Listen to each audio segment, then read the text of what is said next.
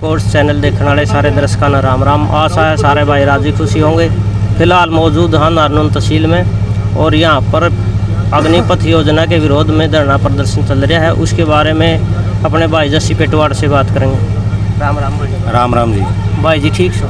बहुत ठीक है। सारे आपके PVN रिकॉर्ड्स के सारे दर्शकों को मेरी ओर से राम राम। आज आप यहाँ एकत्रित हुए हो, शांतिपूर्ण धरना चला रहे हो, तो मेन उद्देश्य क्या आज का है यहाँ पर?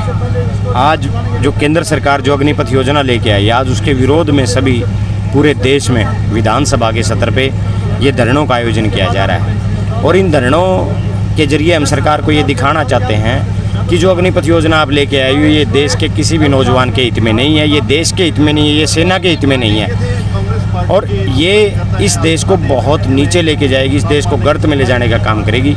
इस धरनों के माध्यम से हम सरकार को चेताना चाहते हैं। आज शांतिपूर्ण धरना दिया है, अगर सरकार नहीं मानी तो कल इस आंदोलन को तेज किया जाएगा। और हमारी सरकार से अपील है कि कम से कम आप विपक्ष की बात नहीं सुनते तो देश के नौजवानों की बात सुनने का काम करो और इस योजना को वापस लेने का काम करो।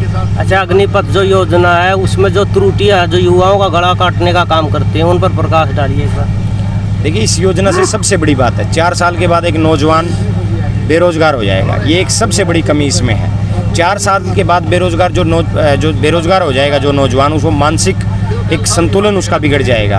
और एक जो 6 महीने की सरकार सोच रही है कि हम उसको 6 महीने में ट्रेनिंग दे के उसको ट्रेंड बनाने का काम करेंगे, वो 6 महीने में मुझे नहीं लगता किसी भी सैनिक को एक अच्छे से ट्रेंड किया जा सकता है। और वो यहाँ 4 साल के बाद आके आज जो सरकार कह रही है कि वो काम धंधे शुरू कर सकता है, जो सरकार 4 साल में उसको तनख्वाह देगी, उससे उसका घर खर्च भी चलेगा। कौन सा सैनिक ऐसा है? सैनिक के पास केवल बचती है उसकी पेंशन आखिर में, और पेंशन ही एक सैनिक या किसी नौकरी वाले के काम आती है। उसकी तनख्वाह में तो उसके घर का गुजारा चलता है। तो किस तरीके से सरकार सोचती है कि ये उनके हित में है? और ये नरेंद्र मोदी की सरकार, सबसे बड़ी बात यह है, जब 2014 में नरेंद्र मोदी ने अपनी कैंपेन शुरू की थी प्रधानमंत्री के उसके लिए विकल्प के रूप में, उन्होंने सबसे पहले पूरे देश में रेवाड़ी में शुरू की थी और उन्होंने उस रैली का नाम रखा था पूर्व सैनिक रैली। और उस रैली का मकसद था कि 1 रैंक 1 पेंशन हम लागू करने का काम करेंगे। आज नरेंद्र मोदी जी ने 8 साल के राज में केवल बेचने के अलावा अगर कोई काम किया है तो ये पहला काम ऐसा किया कि 1 रैंक 1 पेंशन की बजाय 9 रैंक 9 पेंशन एक दर्जा देने का काम किया है। तो हम सरकार से ये अपील करते हैं कि इस देश के नौजवानों को अपराधी ना बनाए। 4 साल के बाद कोई बेरोजगार जो नौजवान यहाँ आएगा वो अपराधी होगा, क्योंकि हिंदुस्तान के इतिहास में बेरोजगारी दर सबसे ऊपर आज के समय है। तो मेरी आप सभी से ये अपील भी आपके माध्यम से मेरी सरकार से अपील है कि इस योजना को वापस लो, नौजवानों के भविष्य को खराब मत करो। अच्छा, पूर्व में जनरल रहे VK सिंह का बयान आया था कि ये जो योजना अग्निपथ वो युवाओं के लिए लाभकारी है। उनके इस बयान के विषय में आपका क्या कहना है? देखिए, VK सिंह जी का एक सैनिक होने के नाते मैं बहुत सम्मान करता हूँ, लेकिन VK सिंह जी ने जो वाहियात बयान दिया है, मुझे बड़ी हैरानी होती है। VK सिंह जैसे आदमी जब इस तरीके का बयान देते हैं, मात्र 6 महीने की नौकरी के लिए VK सिंह को कोर्ट का दरवाज़ा खटखटाना पड़ा था कि मुझे सरकार 6 महीने पहले रिटायर कर रही है और मैं अभी नौकरी करना चाहता हूँ और मेरे 6 महीने बचे हुए हैं। VK सिंह चले गए थे।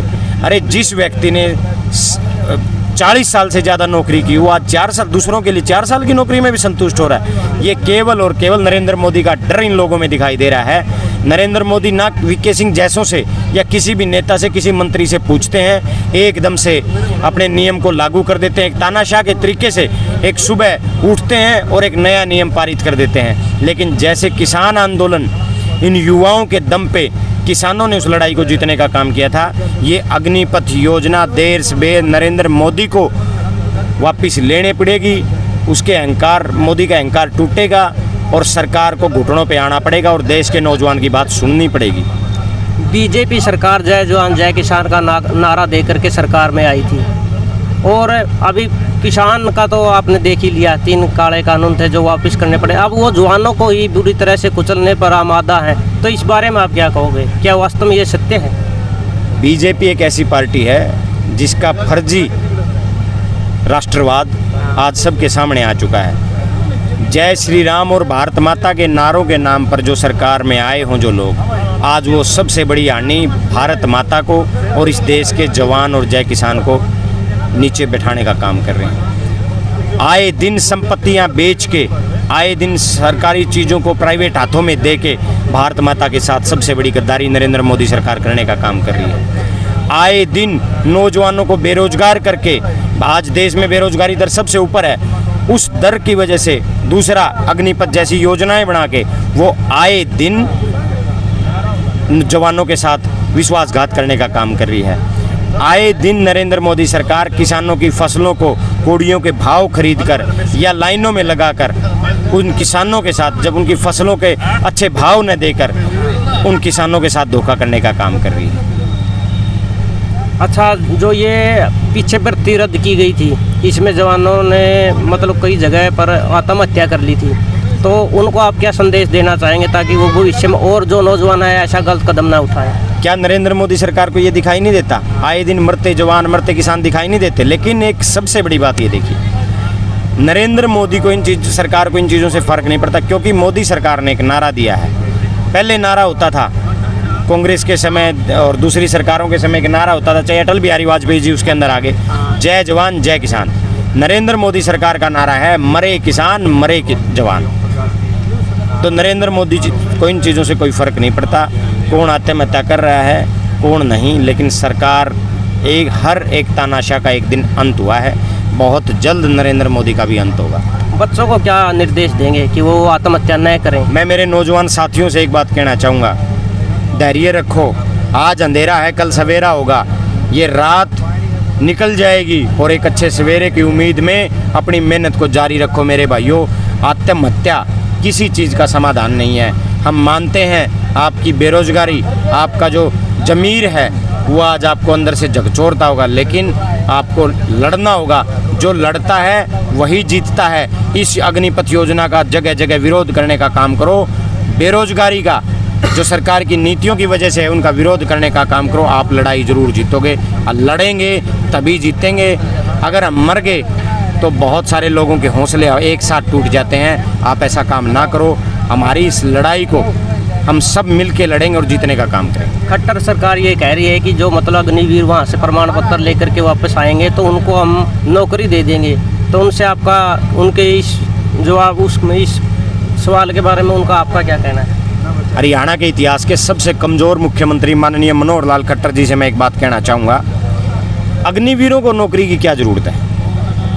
पहले अग्निवीरों से पहले आप उन लोगों को दो जो पूर्व में कर्मचारी हैं, पहले तो उनको नौकरी देने का काम करो। 1 लाख से ज़्यादा कर्मचारी, पूर्व कर्मचारी इस प्रदेश में घूम रहे हैं जो नौकरी की तलाश कर रहे हैं। खट्टर सरकार ने उनको नौकरी दी है।